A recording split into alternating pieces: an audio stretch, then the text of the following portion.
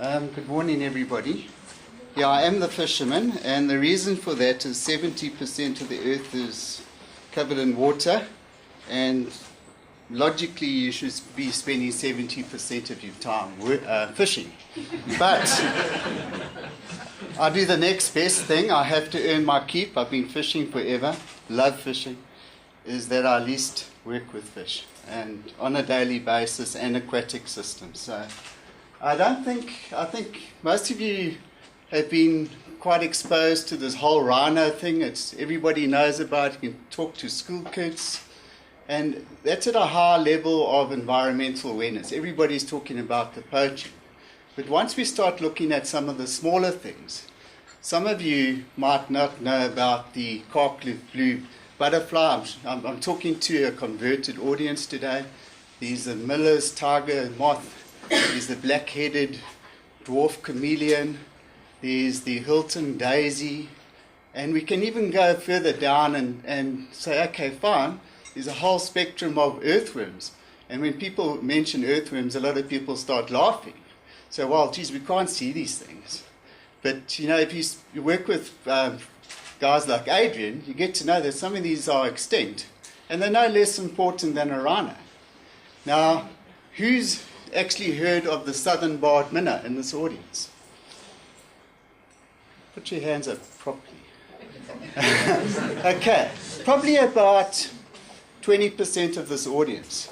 So the reason for my talk is to create environmental awareness. And this fish, I'm just telling you, is the black rhino of our freshwater fish. And it's happening very quickly and we don't realize it. So half of my talk is most of my talk is about creating awareness. And at the end is another species that is really doing very well. It's flourishing on Earth, but it's also been threatened by diseases. And I'll keep you in suspense. It will be my last slide. Okay. All right. That's the Southern Barred Minnow. I think most of you agree with me, it's a beautiful fish. And it's actually striking. And I kept them in an aquarium. And this one was quite nice that it actually allowed me to take a photograph of it. How I achieved it, I don't know. But I did. After many attempts, I got it. But that's what it looks like. Okay, let's go a little bit more into the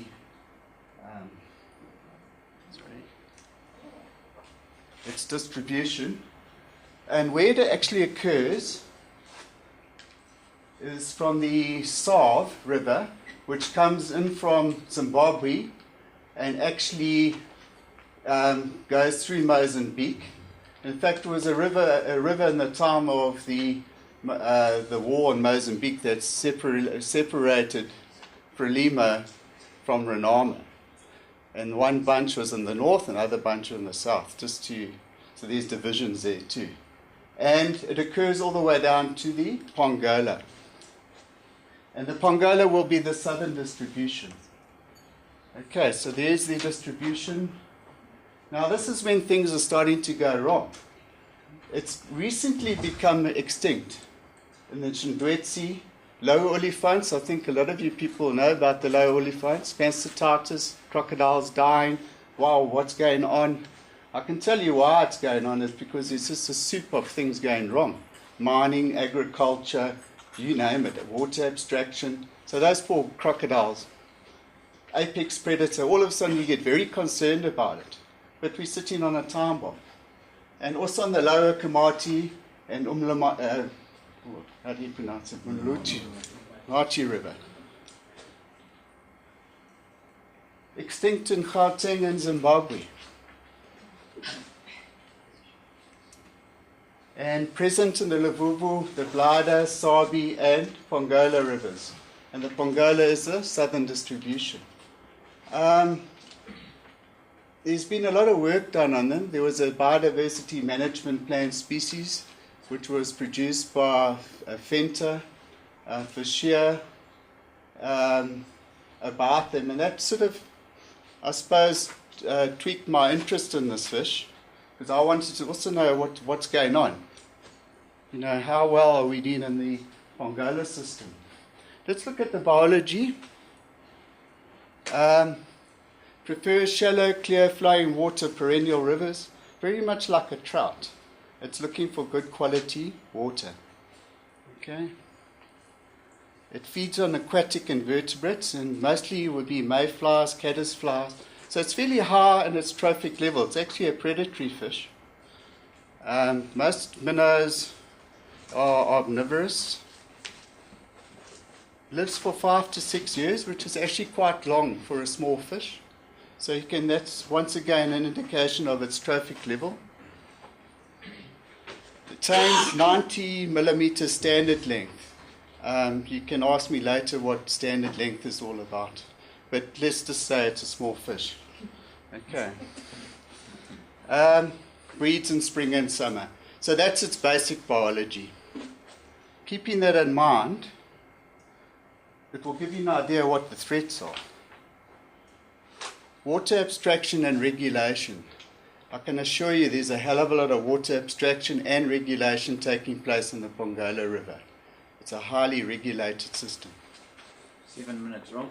Okay, I'm going to move. Dams and weirs. Sedimentation that happens. Alien species and pollution, all of which occur in that system. Okay, just very quickly, this is where on our database they occurred. So basically they occurred from Port Petersburg all the way down to Ndumu. Okay, this is a Pongola catchment. There's South Africa.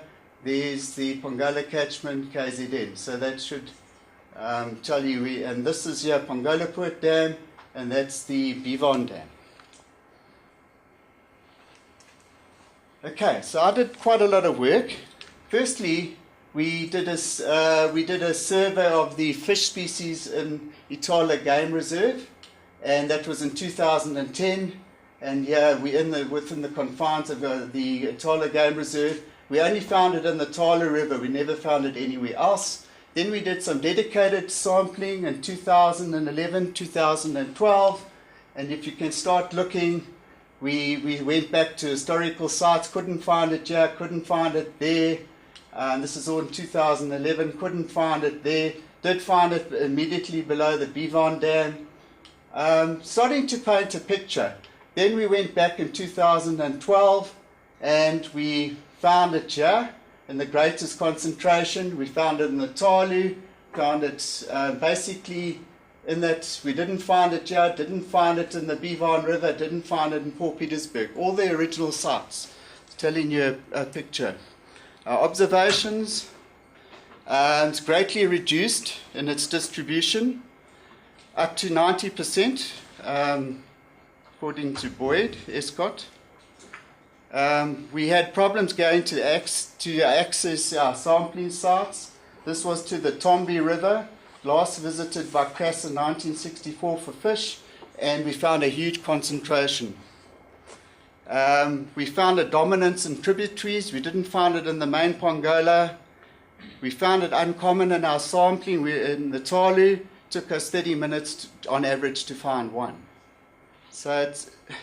And we found that it had very specific niche requirements in the river. So you almost get a feeling where you're going to find it and not find it. Now this is based on the River Disturbance Index developed by Boyd Escott. And just if you can just take this into account that the green is good and the E right at the bottom is ICA status. Port Petersburg, Pongola, a lot of this is pollution, sugarcane plantations. So what we found that the species is actually occurring in this area, eastern part of Itala, the Ntombi, the Bivon, so it's all in this area. So it's a critical biodiversity area that we've identified. The way forward, we need to do further surveillance because access is a problem. We might have to, if somebody's got money for us, get a helicopter. And I'm not joking, we battle to get into this river. We need to do further research into the microhabitat requirements. We need to create greater environmental awareness, which is I'm doing today. I put in a fish tank at Nshanwe, and there's a lot more that's going to be coming. So I'm creating this awareness about the black rhino freshwater fish. And we need to restrict harmful developments. You guys are talking a lot about mining coal in the upper Pongola. And all I'm saying is it might just be that straw that's going to break the back of this species. It's a keystone species. The Pongola's got all of 40 species of fish. This is a very sensitive species. Start losing it, then I expect to lose a lot of other sensitive species. Thank you. One last slide. This is my apologies. Okay, guys, just listen to me on this one. It's Breast Cancer Month, okay? Anybody over 40, please, guys, just go and get your blood taken. I'm suffering from this. I'm not a victim. I'm going to be victorious. But please, if I can just say, go once a year, after your birthday, whatever, and it's just blood taken. Do it. Okay.